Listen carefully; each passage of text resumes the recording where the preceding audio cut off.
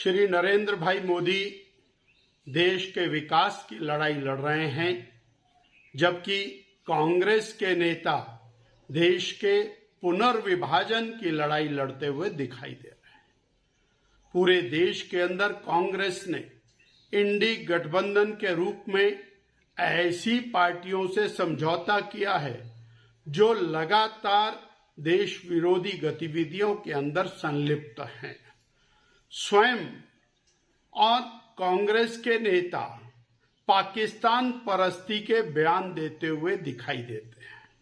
यहां तक कांग्रेस के नेता कह रहे हैं कि पाकिस्तान के पास एटम बम है, पाकिस्तान से दोस्ती कर लो, और इनके साथ जुड़ी हुई जो पार्टियां वो भी लगातार पाकिस्तान के नाम पर डराती धमकाती हुई दिखाई देती है।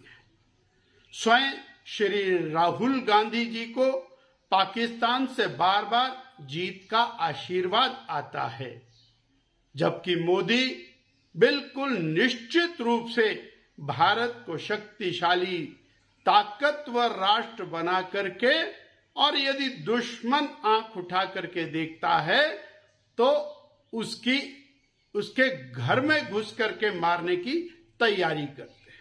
हमने देखा है पिछले 10 साल के अंदर आंतरिक सुरक्षा के अंदर भारी परिवर्तन आया है। जगह जगह बम ब्लास्ट होते थे, जगह जगह और लोगों के मारे जाने की घटनाएं आती थी, सुरंगों के बिछाए जाने की घटना आती थी, परंतु सबके अंदर भारी कमी आई है। इसी प्रकार पत्थरबाजी की घटनाएं पूरे देश के अंदर समाप्ति की ओर अग्रसर दिखाई देती है।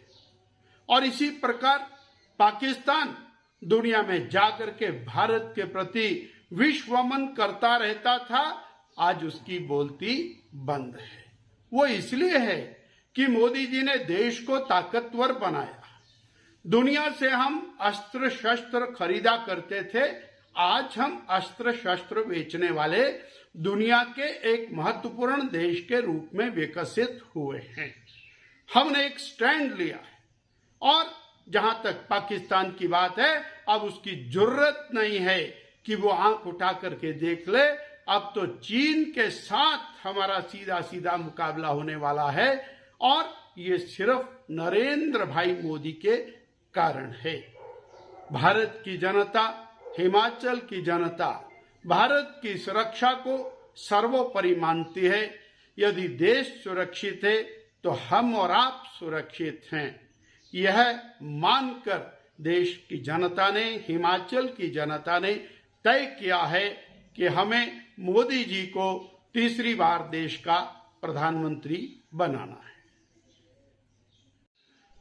श्री नरेंद्र भाई मोदी देश के विकास की लड़ाई लड़ रहे हैं, जबकि कांग्रेस के नेता देश के पुनर्विभाजन की लड़ाई लड़ते हुए दिखाई दे रहे हैं।